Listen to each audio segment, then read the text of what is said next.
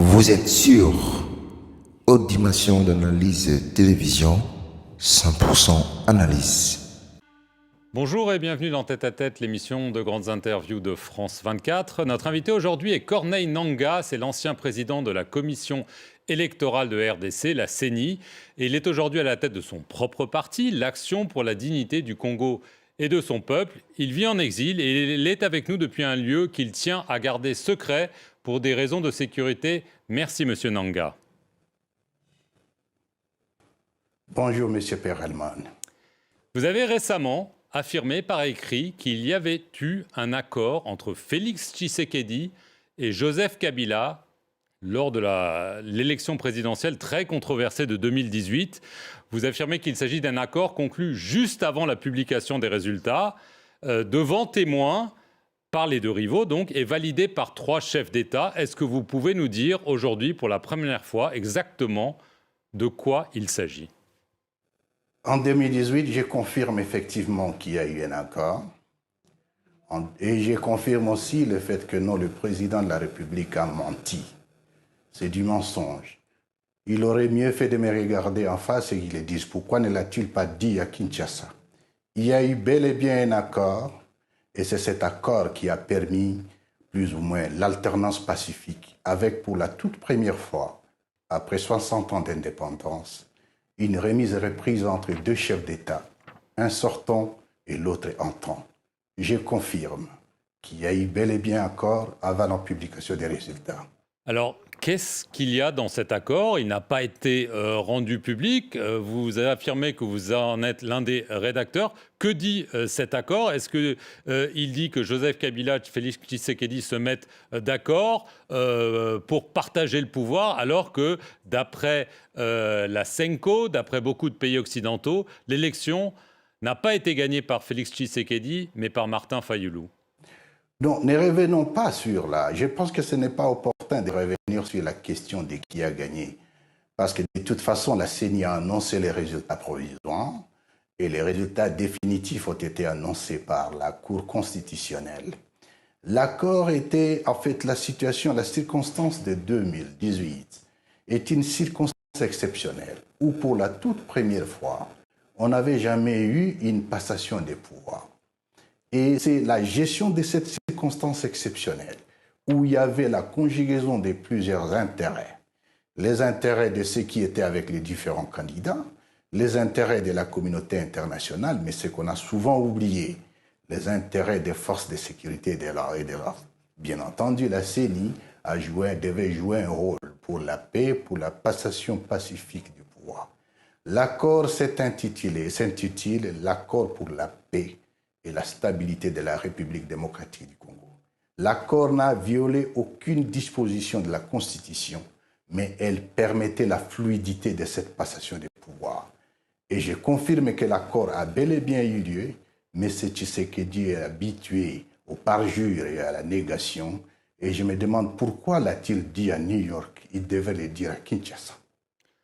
Qu'y a-t-il dans cet accord, Monsieur Nangaa? Je vous repose la question. Pourquoi est-ce que Félix Tshisekedi nie qu'il y a un accord? Si vous dites qu'il n'y a pas de problème, pourquoi ce secret, pourquoi ce mystère? Il n'y a pas de mystère, il n'y a pas du tout de mystère. Dans les jours qui viennent, Monsieur Perelman, nous allons rendre public l'accord. Et l'accord a pour objet le partage des pouvoirs.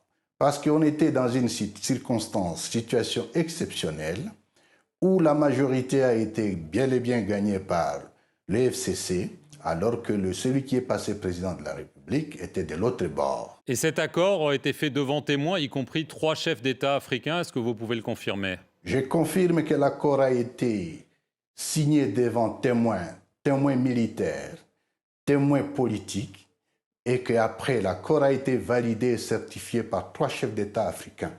Est-ce que vous pouvez les citer? Bien entendu, le président sud-africain, c'était l'ancien président kényan et le président égyptien.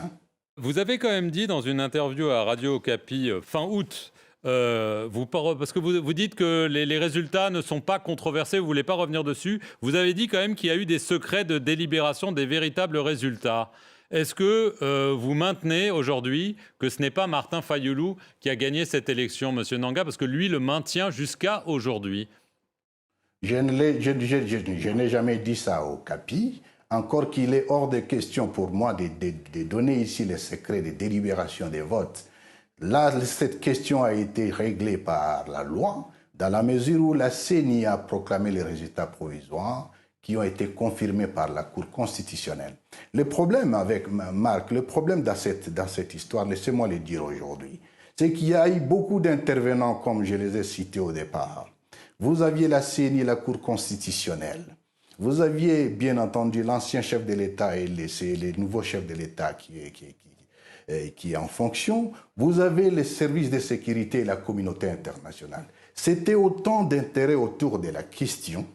Alors, ce qui est souvent énervant est que ça soit la CENI seule, et donc le président de la CENI, l'ancien président de la CENI seul que je suis, et que je sois en train de payer la facture.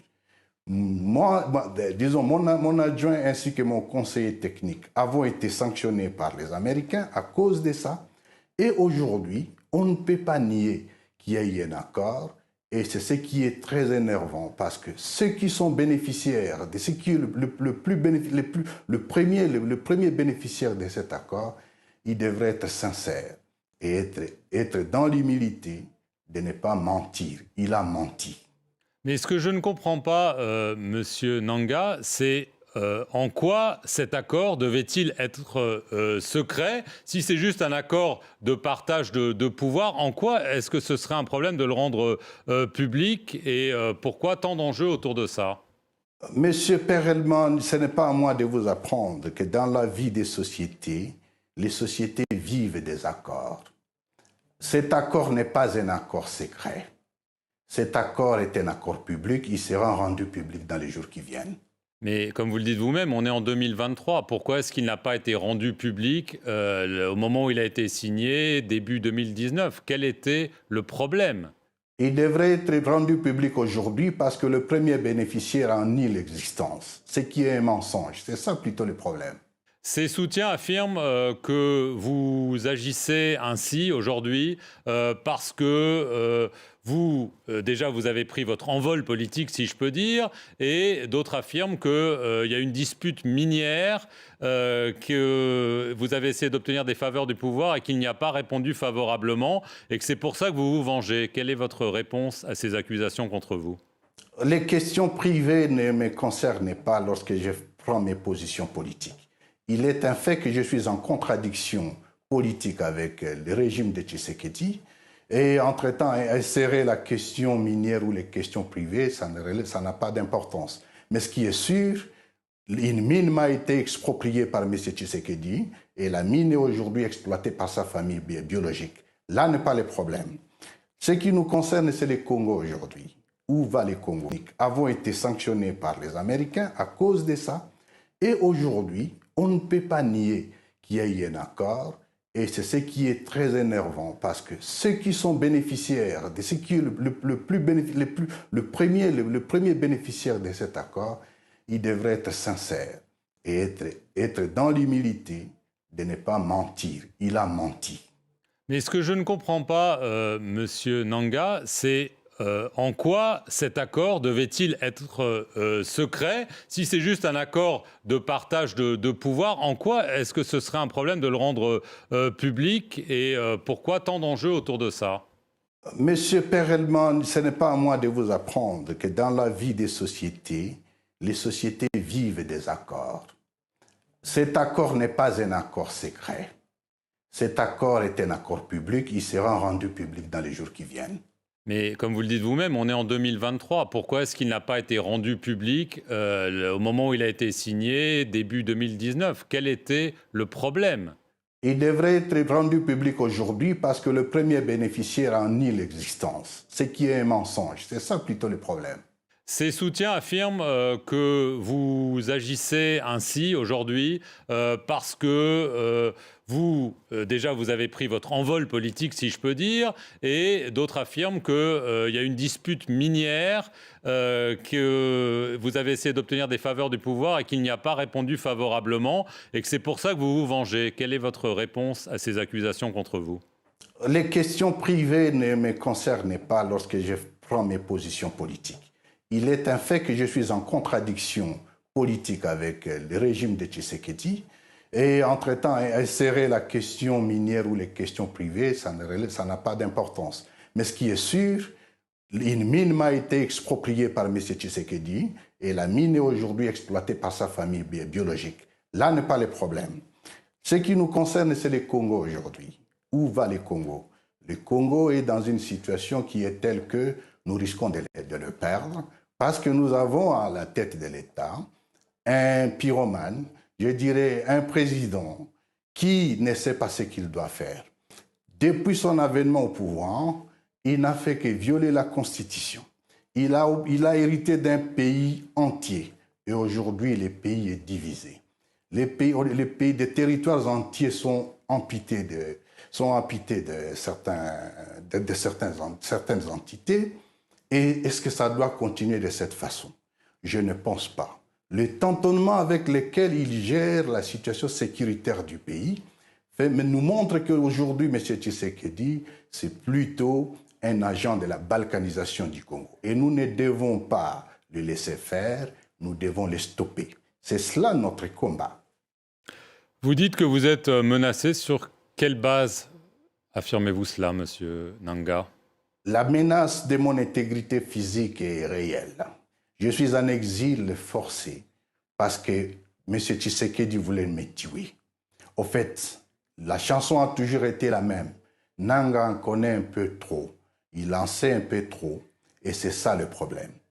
On m'a retiré la garde alors que j'en ai droit. Évidemment, c'est sa politique de vouloir humilier tout le monde qui plus ou moins a participé à ce qu'il soit là aujourd'hui. C'est la même chose aujourd'hui. La tendance, la propension à chercher à humilier l'ancien chef de l'État, ça va dans cette logique. Moi, on m'a retiré la garde. J'ai eu des menaces en permanence. Je me suis éclipsé de Kinshasa. Et c'est ce qui justifie qu'aujourd'hui, je suis en errance ou en exil.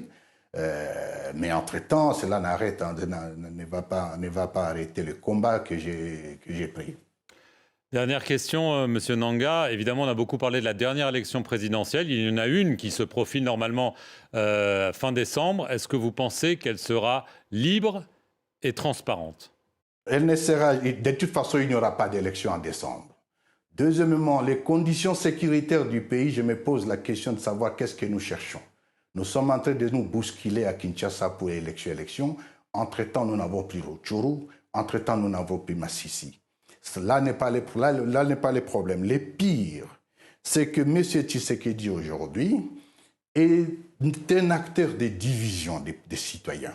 La situation au Kivu aujourd'hui, la situation à l'Est en général, c'est entre autres par le fait qu'on a divisé le peuple.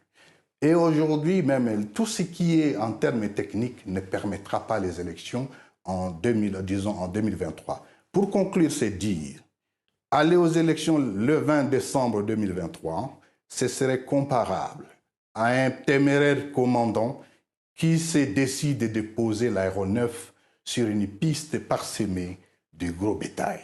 C'est très dangereux, nous ne l'accepterons pas.